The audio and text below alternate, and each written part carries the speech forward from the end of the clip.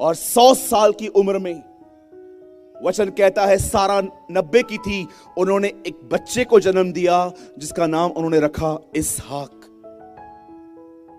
जब इसहाक बड़ा हुआ, जब वो ग्रोन अप होने लगा, जब वो मैच्योर होने लगा, जब उसके अंदर सेक्सुअल फीलिंग्स ग्रो करने लग गई, जब उसके अंदर की जो अभिलाषाएं थी जागने लगी, तब एक समय ऐसा आया जब इब्राहिम को लगा अब मुझे इसका विवाह कर देना चाहिए। पर आप जानते हो इसहाक का विवाह कैसे हुआ? ये पढ़ने लायक बातें हैं बाइबल के अंदर। वैसे पूरी बाइबल पढ़ी जाती है, लेकिन मुझे लगता है मैं हाईलाइट करना चाहता हूं आपको कि जब आप घर जाएं तो इन कहानियों को जो सत्य पे आधारित हैं उन्हें पढ़ें। जानते हैं, जब इब्राहिम को अपने बेटे के लिए एक लड़की चाहिए थी तो उसने वो लड़की वहां से नहीं ली जहां पर वो रहता था। क्यों? क्या कारण था?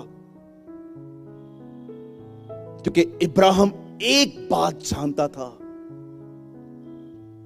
जो लड़कियां उसके सामने थी उनके जीवन में पहला स्थान परमेश्वर नहीं था। वो जानता था ये लड़कियां उससे वहां से फेर देंगी। मेरी हिंदी बाइबल बताती है इब्राहिम को डर था कि वो कहीं उसे उनके देवताओं की ओर न फेर दे।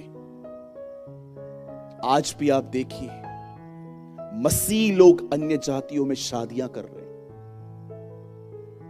Trust me. मेरे कलीसिया में एक बहन आई, उसने कहा भैया मैं किसी से प्यार करती हूं। मैंने कहा वो प्रभु में है, आ जाएगा ना। तू अपने परिवार को नहीं ले आ पाई है, तू उससे ले आएगी। सोचो कितना बड़ा धोखा चल रहा है इन दिनों में। आप परिवार को नहीं बदल पाए हो और आप लोगों को बदलने की बातें करते हो। The Bible says God cannot be mocked. परमेश्वर ठट्ठों में नहीं उड़ाया जाता। मैंने कहा बहन आप करना चाहते हो, आपकी मर्जी है, मैं इसमें शामिल नहीं हूं। आप मुझसे उम्मीद मत करना कि मैं आपकी मैरिज में आऊंगा। आप जानते हो उसने की शादी, 10 महीने हुए हैं, लड़की चर्च नहीं आई है। एक दिन फोन किया, ये मुझे चर्च नहीं आने दे रहे हैं। गया उधर, खत्म।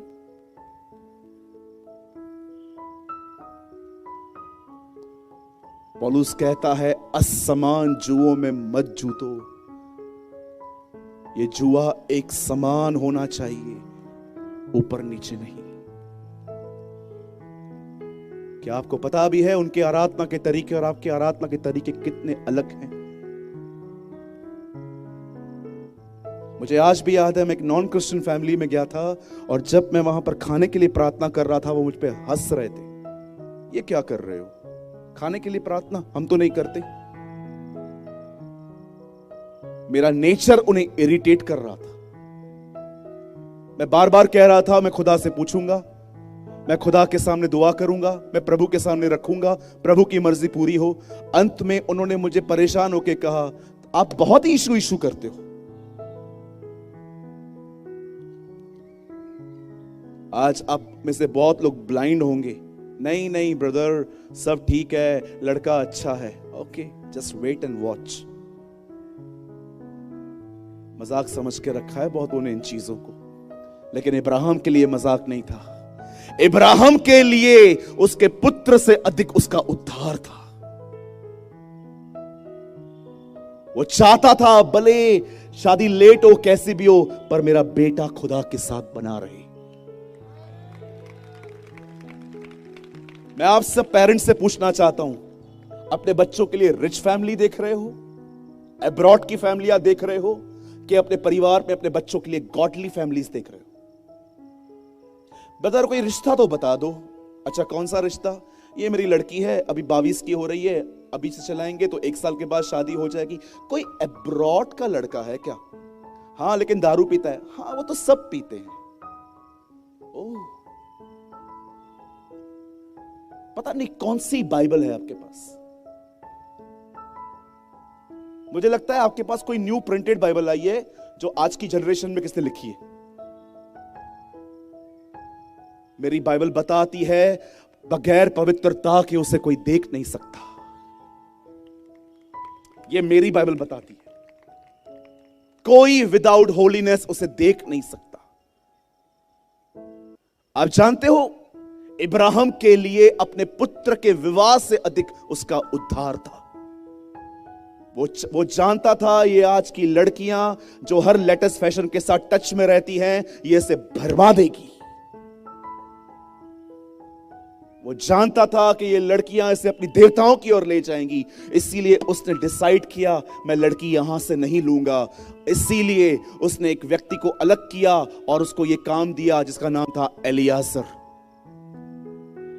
उसने एलियाजर को कुछ गोल्ड दिया, कुछ ऊंट दिए और कहा जा मेरे गांव में जा, वहां से एक लड़की को लेकर आ। और बाइबल बताती है 20 ग्राम के कुछ बैंगल लेकर, वचन कहता है एलियाजर अपने हाथों में ऊंट को लेकर निकला और रास्ते पे ये दुआ करते गया कि प्रभु मैं प्रार्थना करता हूं जो भी लड़की आपने मेरे स्वामी के बेटे के लिए रखी है वो खुद सामने आए और कहे क्या मैं तेरे ऊंटों को पानी पिलाऊं।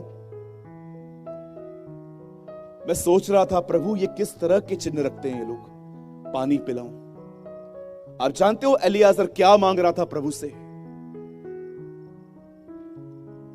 आज रात को सोने से पहले ऊंट के ऊपर थोड़ी स्टडी करो।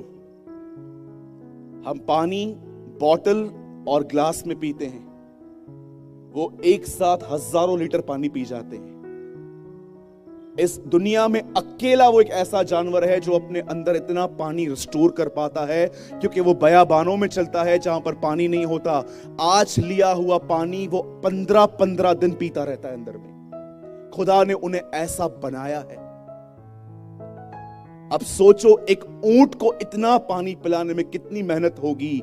एलियाजर ने जानते हो खुदा से एक्चुअली क्या कहा? मैं तुझसे विनती करता हूं मेरे स्वामी के बेटे के लिए एक हार्ड वर्कर गर्ल देना, एक ऐसी लड़की देना जो मेहनती हो। नीति वचन में लिखा है मनुष्य की पहचान उसकी प्यारी सी जुबान और उसके कड़क हाथों से होती है। आज उल्टा हो गया है, जुबान कड़क हो गई है, हाथ सॉफ्ट हो गए। मनुष्य की पहचान उसकी जुबान और उसके कड़क हाथों से की जाती है। जब हाथ कड़क हो इसका मतलब वो काम करने वाले लोग हैं। मैं आपसे एक बात पूछना चाहता हूं, क्या आपके पास ऐसी बाइबल है जिसमें यीशु मसीह ने ऐसा किया? एक व्यक्ति पेड़ के नीचे सोया हुआ था खाना खा के, यीशु उसके पास आया और कहा मेरे पीछे हो ले, और उसने आता हूं 5 मिनट में चल। पतरस काम कर रहा था, यीशु आके कहता है सब कुछ छोड़ मेरे पीछे हो ले। लेवी काम कर रहा था, प्रभु ने कहा मेरे पीछे हो ले। बाइबल बताती है मूसा अपने ससुर की भेड़ बकरियों को चरा रहा था, खुदा ने कहा हे मूसा, हे मूसा। बाइबल बताती है एलिया एलीशा के पास गया, वो 12 जोड़ी बैल जोत रहा था। क्या आपने अपने जीवन में बाइबल के अंदर यह पढ़ा? परमेश्वर ने अपनी सेवकाई में सुस्त नहीं मेहनती लोगों को बुलाया। याद रखिए, परमेश्वर सुस्त लोगों को कभी सेवा में नहीं बुलाता जिनके पास एक्सक्यूजेस है खुदा के लिए।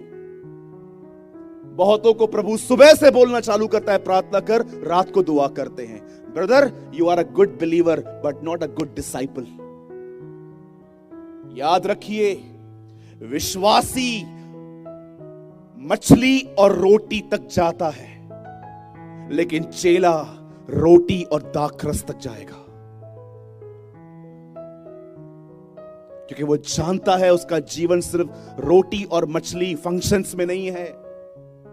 चलो फंक्शन है, पादरी साहब ने फंक्शन रखे हैं, बच्चों की डांस है, बड़ा एंजॉय करेंगे। ये विश्वासियों का जीवन है। चेला हर दिन त्याग करता है, चेला हर दिन बलिदान करके चलता है, वो हर दिन खुदा को समय देता है। उसके पास बहाने नहीं होते आजकल के विश्वासियों की तरह, मेरे को काम है, मेरे को सर का दर्द है, मेरे को पेट का दर्द है। अरे नोटबंदी हुई, तुम सब लोग लाइन में खड़े थे वहां पर जाके। जिसको सर में दर्द था ना, वो भी गया था। पता नहीं पैसा कहां करेंगे ये लोग, सब लाइन में खड़े थे नोटों को बदलने के लिए, क्योंकि सबको पता था कि अगर इस डेट तक नहीं चेंज करवाए ये रद्दी बन जाएगी। पैसों के लिए तो 8-8 घंटे हम लाइन में खड़े थे। क्यों? लेकिन जब बात खुदा की आती है, मेरे को सर में दर्द है, मेरे को पेट में दर्द है, मेरे को बहुत काम है, मेरे को ये है, मेरे को वो है। प्रॉब्लम कुछ भी नहीं है। प्रॉब्लम जानते क्या है? हमारी इच्छा नहीं है। और कोई हमें बताए कि हम गलत हैं तो वो भी गलत हो गया।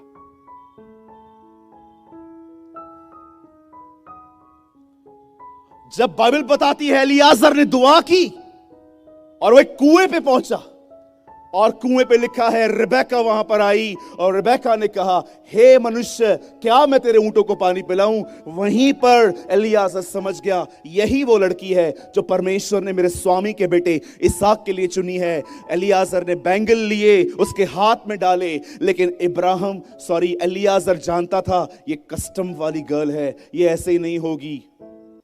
जानते हो रिबेका ने कंगन पहनने के बाद क्या कहा? कितने लोगों ने बाइबल में पढ़ा? रिबेका ने कहा, चलो चलो चलो चलो चलो चलो।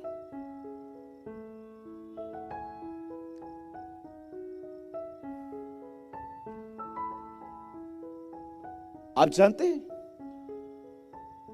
रिबेका एक कस्टम्स गर्ल थी। वो जानती थी ये चीजें बड़े डिसाइड करें। बोलती है, जा मेरे बाप से बात कर। आज हम सब करके आते हैं, पकड़े जाते हैं, फिर कहते हैं हमें शादी करनी है। आज ये कंडीशन है हमारी। पास्टर जी, आप हमारे माँ बाप से बात करेंगे, हमें बड़ी पिटाई होने वाली है, आप कर लीजिए ना।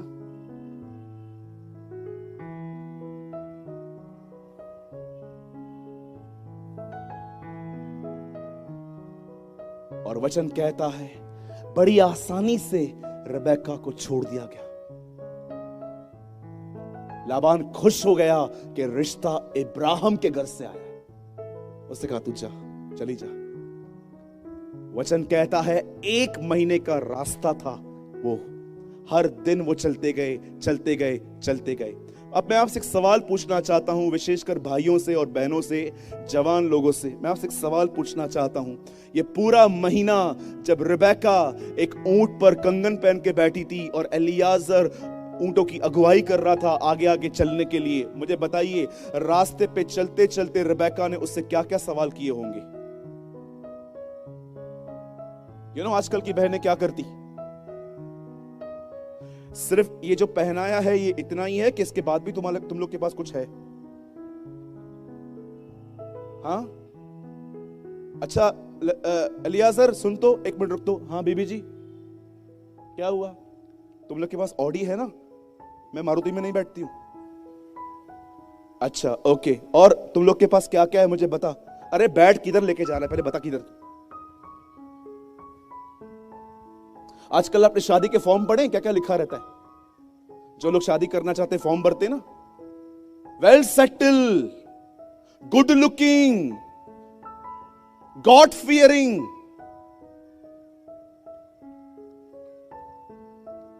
और शादी करके जाओ, बाद में मालूम पड़ता है गॉड फियरिंग छोड़ो, ये गॉड फ्री फैमिली है, इनका खुदा से कोई वास्ता ही नहीं है। हालेलुया।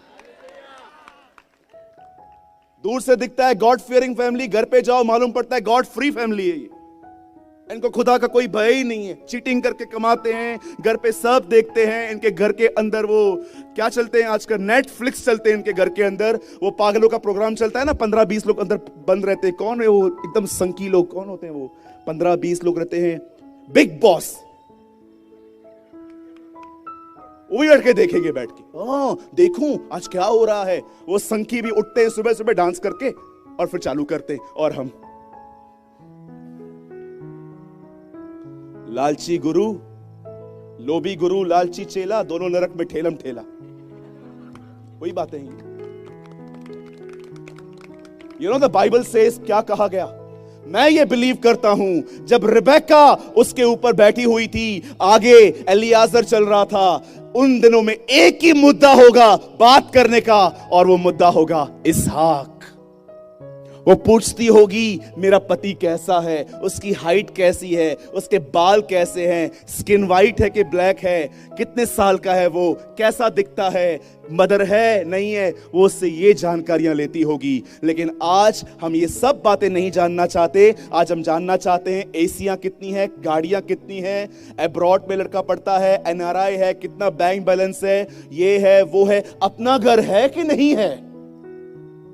रिबेका ने यह सब नहीं पूछा होगा, क्योंकि रिबेका के लिए घर नहीं व्यक्ति इंपॉर्टेंट था। आप जानते हैं एक दिन ऐसा हुआ जब बाइबल बताती है वो वहां पर पहुंची, रिबेका और इसहाक का विवाह हुआ। अब आप सोचते होंगे प्यारे भाई आप क्या बताना चाहते हो, आप शादी तो यीशु मसीह के बारे में बता रहे थे, मेमने और यीशु का विवाह। मैं आप में से हर एक को आज यहां पर बताने आया हूं, याद रखिए मेरे जितने भी भाई बहन, यंग ओल्ड टीन, जितने भी लोग यहां बैठे, याद रखना इब्राहिम को अपने बेटे के लिए एक दुल्हन चाहिए थी, और उसने ये काम एलियाजर को सौंपा कि जा उस गांव में और मेरे बच्चे के लिए एक दुल्हन लेकर आ। वैसे ही परमेश्वर को प्रभु यीशु मसीह के लिए एक दुल्हन चाहिए, इसीलिए उसने पृथ्वी पर पवित्र आत्मा विश्वासियों में भेजा है, ताकि वो पवित्र आत्मा उसकी दुल्हन को तैयार करके उसे वहां ले जाए।